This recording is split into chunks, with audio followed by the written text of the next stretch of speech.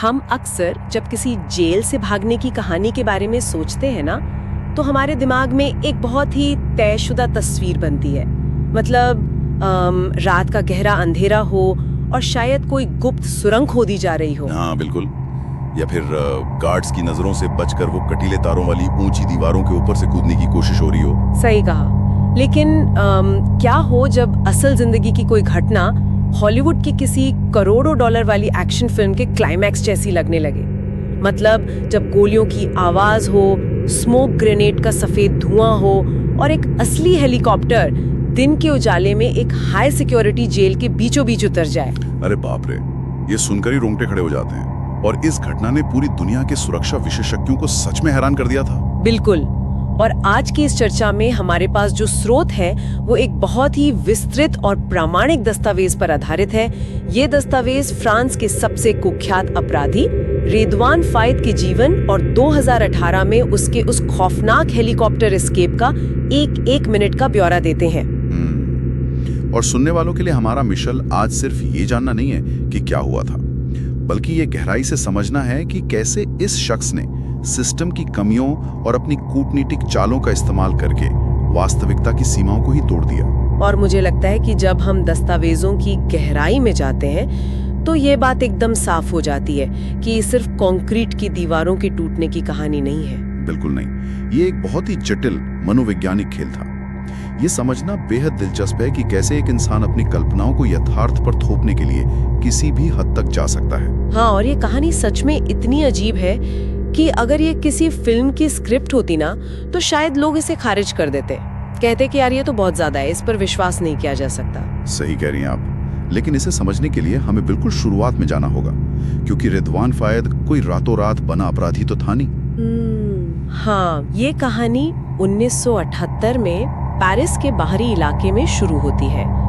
एक अल्जीरियाई अप्रवासी परिवार था जहां 12 लोग एक छोटे से 3 कमरे के अपार्टमेंट में रह रहे थे। 12 लोग और सिर्फ 3 कमरे। वहां से शुरू होता है इसका सफर। दस्तावेजों से पता चलता है कि महज 6 साल की उम्र में उसने एक सुपरमार्केट से कैंडी चुराई थी। वो उसकी पहली चोरी थी। और उसी दौरान ना उसे एक स्टोर के डिटेक्टिव ने पतित मृदा कहकर बुलाया था, जो कि उस समय अल्जीरियाई अप्रवासियों के लिए इस्तेमाल की जाने वाली एक बहुत ही अपमानजनक नस्ली गाली थी। यह बहुत ही अहम मनोवैज्ञानिक बिंदु है। बचपन का ये अनुभव, ये नस्ली भेदभाव और गरीबी अक्सर एक इंसान के दिमाग में गहरे घाव छोड़ देते हैं। हाँ, उसके पिता ने उस पहली चोरी के लिए उसे बेल्ट से बुरी तरह पीटा भी था। बिल्कुल। और उसकी माँ ने रोते हुए उससे कभी चोरी ना करने का वादा लिया था। लेकिन जैसे जैसे वो बड़ा हुआ और खास तौर पे जब उसकी माँ का ल्यूकेमिया जैसी गंभीर बीमारी से निधन हुआ, तो उसकी पूरी दुनिया ही बदल गई। उसने अपनी आत्मकथा में खुद लिखा है कि माँ के जाने के बाद उसे किसी बात की परवाह ही नहीं रही। मतलब अपराध अब उसके लिए सिर्फ पैसे कमाने का जरिया नहीं था, बल्कि उस समाज से बदला लेने का एक रास्ता बन गया था। हाँ, एक अलग ही दुनिया में प्रवेश करने का रास्ता, जिसने उसे हमेशा नीचा दिखाया था। और वो अलग दुनिया कोई आम अंडरवर्ल्ड नहीं थी, वो पूरी तरह से सिनेमा से प्रेरित थी। ये हिस्सा मुझे सबसे ज्यादा हैरान करता है। उसने खुद को फ्रांसीसी क्राइम थ्रिलर और हॉलीवुड की फिल्मों में पूरी तरह डुबो दिया था। हाँ, जैसे पॉइंट ब्रेक और रिजर्वॉयर डॉग्स, और खास तौर पर माइकल मैन की क्लासिक फिल्म हीट। सच में, बैंक डकैती के दौरान वो फिल्मों के डायलॉग हूबहू बोलता था। एक बैंक डकैती में तो उसने बिल्कुल किसी फ्रेंच फिल्म के हीरो की तरह चिल्लाकर कहा कि चुप रहो, जो मैं कहता हूँ वो करो, मुझे सिर्फ पैसे चाहिए। और इतना ही नहीं, वो राजनेताओं के रबर मास्क भी पहनता था, बिल्कुल पॉइंट ब्रेक के किरदारों की तरह। हाँ, और रिजर्वायर डॉग्स की तर्ज पर वो और उसके साथी काले सूट पहनते थे और एक दूसरे को मिस्टर वाइट या मिस्टर पिंक जैसे नामों से बुलाते थे। इस बात को अगर हम अपराध मनोविज्ञान के नजरिए से देखें तो फायदे के लिए ये सब सिर्फ अपनी पहचान छिपाने का कोई बचकाना तरीका नहीं था। सिनेमा ने उसे एक तरह का आवरण दे दिया था। मतलब वो अपनी जिंदगी को एक फिल्म के सेट की तरह देख रहा था। बिल्कुल, जहां वो खुद मुख्य अभिनेता था और निर्देशक भी था।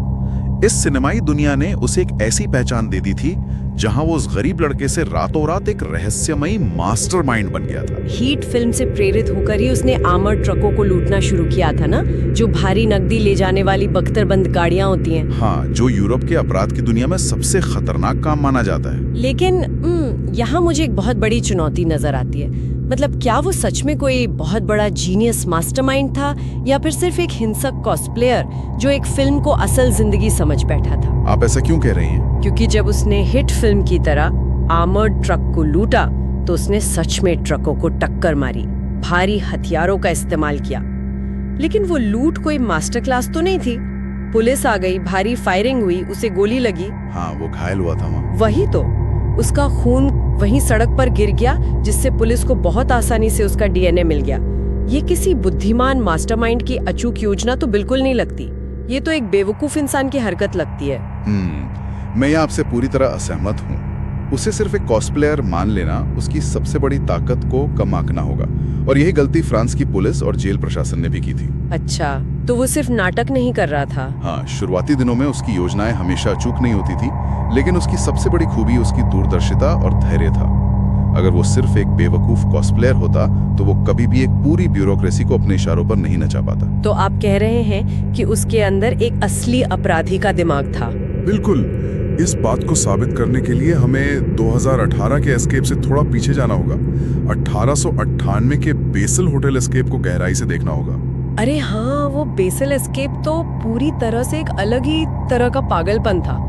अगर हम उस घटना की टाइमलाइन को देखें तो जर्मनी से फ्रांस जाते वक्त ट्रेन में उसे गिरफ्तार किया गया था। हाँ, लेकिन वो पुलिस की आंखों में धूल झोंककर भाग निकला, चलती ट्रेन से कूदा और रेलवे पटरियों के पार भागा।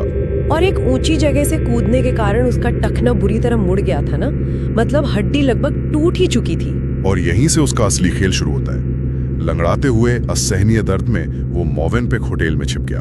उसके हाथों में पुलिस की हथकड़ी लगी हुई थी। हथकड़ी लगे होने के बावजूद वो रिसेप्शनिस्ट के पास जाता है। हाँ, उसे अपनी मीठी बातों में उलझाता है, और जैसे ही रिसेप्शनिस्ट दूसरी तरफ मुड़ती है, वो हथकड़ी लगे हाथों से ही फोन करने के लिए चुपचाप सिक्के चुरा लेता है। ये कितनी अजीब और खौफनाक शांति है।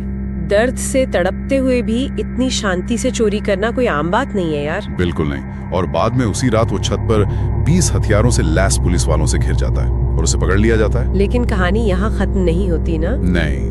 अगले दिन अस्पताल में जब पुलिस को लगता है कि वो पूरी तरह घायल है, उसके पैर में फ्रैक्चर है और वो दर्द से करा रहा है, वो अचानक इजराइल में सीखी गई क्राव मागा कॉम्बैट तकनीक का इस्तेमाल करता है। यहाँ क्राव मागा को समझना बहुत जरूरी है सुनने वालों के लिए। ये कोई आम मार्शल आर्ट नहीं है जिसमें सिर्फ ताकत का इस्तेमाल होता है। हाँ, ये एक बहुत ही क्रूर तकनीक है जो पूरी तरह से लीवरेज और अचानक किए गए हमलों पर निर्भर करती है। इसमें कमजोरियों पर वार किया जाता है। और उसने ठीक यही किया।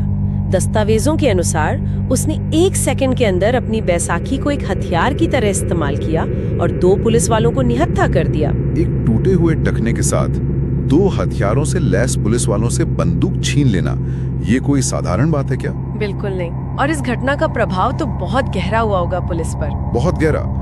इस बेसल एस्केप के कारण जेल प्रशासन ने एक खतरनाक धारणा बना ली। उन्हें लगा कि रिदवान फाइद एक जंगली जानवर की तरह है जिसे सिर्फ मोटी कंक्रीट की दीवारों और हथियारों के बल पर ही रोका जा सकता है। और यही उनकी सबसे बड़ी भूल साबित हुई है ना। उन्होंने उसकी शारीरिक ताकत को तो मापा, लेकिन उसके दिमाग को पूरी तरह से नजरअंदाज कर दिया। एकदम सही कहा आपने। उन्होंने एक शारीरिक खतरे के लिए दीवारें बनाई, लेकिन एक दिमागी हैकर के लिए दरवाजे खुले छोड़ दिए। और उसकी यही चालाकी, ये जो उसकी मैनिपुलेटिव पर्सनालिटी थी, ये 2010 के आसपास पूरी दुनिया के सामने आई। उसे 18 साल की सजा मिली थी, लेकिन उसने इतना अच्छा व्यवहार दिखाया कि वो 9 साल में ही पैरोल पर बाहर आ गया। और बाहर आकर उसने जो किया वो तो किसी भी स्क्रिप्ट राइटर के दिमाग को हिला देगा। उसने पूरे फ्रांस के मीडिया को बेवकूफ बनाया। वो बड़े बड़े टीवी शोज पर एक बदले हुए इंसान के रूप में जाने लगा था ना, जिसने अपराध की दुनिया को पीछे छोड़ दिया है। हाँ, उसने अपनी किताबें लिखी। वो यहाँ तक कि एक फिल्म फेस्टिवल में अपनी सबसे पसंदीदा फिल्म हीट के डायरेक्टर माइकल मान से मिला और उनसे बात भी की। अरे बाप रे, ये तो बिल्कुल एक मेथड एक्टर की तरह था, जो कैमरा बंद होने के बाद भी अपने किरदार से बाहर नहीं आता। उसका पूरा व्यक्तित्व ही एक भ्रम था। बिल्कुल सही उपमा दी आपने। वो टेलीविजन पर सूट पहनकर बहुत ही सभ्य भाषा में बैठकर सफेद झूठ बोल रहा था। लोगों को यकीन दिला रहा था कि वो अब युवाओं को अपराध से दूर रहने की प्रेरणा देना चाहता है। लेकिन असलियत में ठीक उसी समय वो 6 मिलियन के एक और आर्मर ट्रक को लूटने की भयानक योजना बना रहा था। और ये कोई साधारण लूट नहीं थी, ये एक खूनी खेल बन गया था। हाँ, मई 2010 में इस डकैती के दौरान भारी गोलीबारी हुई और इसमें एक 26 वर्षीय पुलिस अधिकारी ऑरेली फूके की जान चली गई। ये पूरे फ्रांस के लिए बहुत ही झकझोर देने वाली घटना थी। स्रोत स्पष्ट करते हैं कि फायद खुद उस गोलीबारी के वक्त मौके पर मौजूद नहीं था। उसने अपने हाथ गंदे नहीं किए थे। लेकिन बाद में एक सफेद वैन के सीसीटीवी फुटेज ने ये साबित कर दिया कि वही इस पूरी योजना का असली मास्टरमाइंड था। मतलब वो कैमरे का ही खेल खेल रहा था। हाँ, एक तरफ टीवी कैमरों के सामने शरीफ इंसान होने का नाटक और दूसरी तरफ सिक्योरिटी कैमरों में उसकी असली सच्चाई। और इसी घटना के बाद उसे वापस पकड़कर उस हाई सिक्योरिटी जेल में भेजा गया, जहां से उसने 2018 का वो ऐतिहासिक हेलीकॉप्टर ब्रेकआउट किया था। उस ब्रेकआउट को समझने के लिए हमें 1 जुलाई 2018 के उस दिन की गहराई में जाना होगा। लेकिन इसकी शुरुआत जेल से नहीं होती है। तो कहां से होती है? इस पूरी घटना को हमें उस व्यक्ति के नजरिए से देखना चाहिए जो इस साजिश का सबसे अनअपेक्षित मोहरा था। एक 65 वर्षीय फ्लाइट इंस्ट्रक्टर स्टीफन बुई। स्टीवन बुई। हाँ, ये दृष्टिकोण हमें दिखाएगा कि फाइट की योजनाएं जेल की दीवारों के बहुत बाहर सालों पहले से शुरू होती थी। मतलब इस पूरी योजना की शुरुआत जेल से मीलों दूर हुई थी, जहां 65 साल का स्टीफन अपनी एक आम सुबह शुरू कर रहा था। उसके पास एक विंटेज एलुएट 2 हेलीकॉप्टर था। और तभी उसके पास 2 लोग आते हैं जो खुद को पिता और पुत्र बताते हैं। कहते हैं कि उन्हें उड़ान सीखनी है। उन्होंने अजीब सी विग भी पहनी हुई थी ना, जो स्टीफन को थोड़ा अटपटा लगा था। लेकिन उन्होंने 500 यूरो नकद दिए थे, इसलिए स्टीफन ने ज्यादा सवाल नहीं किए। हाँ, लेकिन उड़ान के दौरान जंगल के ऊपर से गुजरते हुए उन्होंने टॉयलेट जाने के बहाने हेलीकॉप्टर रुकवाया और जब वे वापस आए तो उनके हाथों में भारी हथियार थे। बाप रे! उन्होंने स्टीफन के परिवार का सटीक पता बताकर उन्हें जान से मारने की धमकी दी। जरा सोचिए उस 65 साल के निहत्थे पायलट के मन में क्या चल रहा होगा उस वक्त। वो मनोवैज्ञानिक रूप से पूरी तरह से तोड़ देने वाला क्षण था।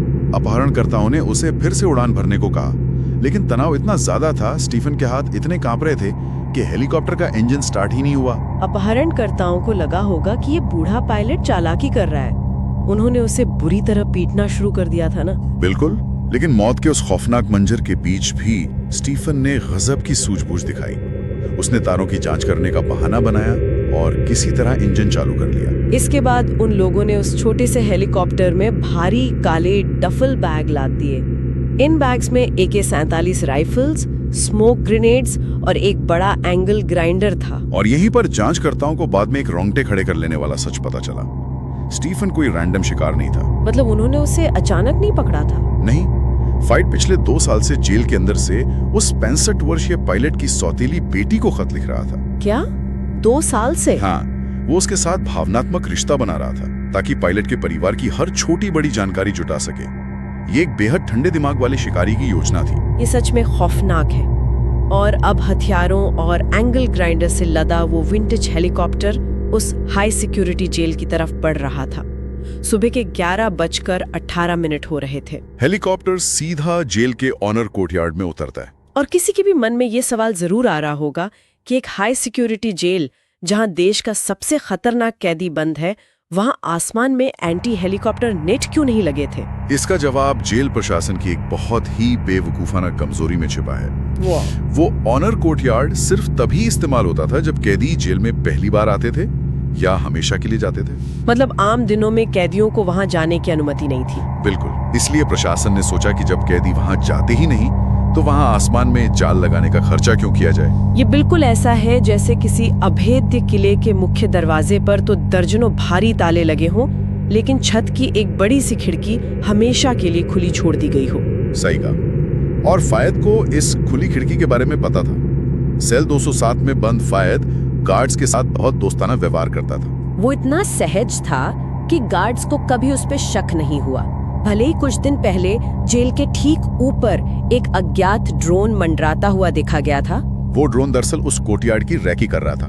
जैसे ही हेलीकॉप्टर उतरा, हरे रंग के कपड़े पहने एक साथी बाहर निकला। उसके पास जो एंगल ग्राइंडर था, उसमें 14 इंच का खतरनाक ब्लेड लगा था ना। हाँ, उसने बिना एक सेकंड बर्बाद किए भयंकर चिंगारियों के बीच सिर्फ 40 सेकंड के अंदर जेल के उन मजबूत लोहे के दरवाजों को काटना शुरू कर दिया। और इस बीच उसके साथियों ने सफेद धुएं वाले ग्रेनेड छोड़ दिए। हेलीकॉप्टर के पंखों की तेज हवा की वजह से वो सफेद धुआं पूरे प्रांगण में फैल गया। और जो सुरक्षा गार्ड वहां जमीन पर मौजूद थे, वो पूरी तरह से बेबस थे, क्योंकि नियमों के अनुसार अंदरूनी गार्ड्स के पास कोई घातक हथियार नहीं होते। लेकिन जो गार्ड्स वॉच टावर पर थे उनके पास तो असॉल्ट राइफलें थी ना, उन्होंने गोली क्यों नहीं चलाई? एक तो धुएं की वजह से उनका नजरिया ब्लॉक था और दूसरा बड़ा कारण था एविएशन प्रोटोकॉल। नियमों के तहत उड़ते हुए एयरक्राफ्ट पर गोली चलाना सख्त मना था। अच्छा, ये नियम इसलिए बनाया गया है ना क्योंकि अगर पायलट को गोली लग गई तो हेलीकॉप्टर अनियंत्रित होकर रिहायशी इलाके में गिर सकता है। बिल्कुल, इससे सैकड़ों बेगुनाहों की जान जा सकती थी। फायद बहुत अच्छी तरह से जानता था कि जेल प्रशासन कभी भी इतने बड़े खून खराबे का जोखिम नहीं उठाएगा। उसने उनकी इंसानियत और उनके ही बनाए नियमों को उनके खिलाफ इस्तेमाल किया। ये बिल्कुल एक मास्टर कंप्यूटर हैकर की तरह है, एक ऐसा हैकर जो बस एक लूप होल ढूंढ लेता है। सही कहा।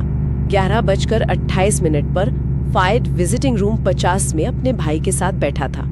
अचानक दरवाजा कटता है और वो शांति से बाहर निकलता है। वो अपने भाई को वहीं हैरान छोड़ देता है और हेलीकॉप्टर की तरफ भागता है। सिर्फ 10 मिनट। सुबह 11:18 से 11:28 के बीच ये पूरा ऑपरेशन खत्म हो जाता है। जाते जाते वो जेल के अंदर खड़े कैदियों को बिल्कुल किसी फिल्म के हीरो की तरह एक एयरफोर्स सैल्यूट भी देता है और हेलीकॉप्टर आसमान में गायब हो जाता है। लेकिन जैसा कि हर असल जिंदगी की कहानी में होता है, इसका भी एक अंत तो था ही। हाँ, 3 महीने तक वो पुलिस की नाक में दम करता रहा।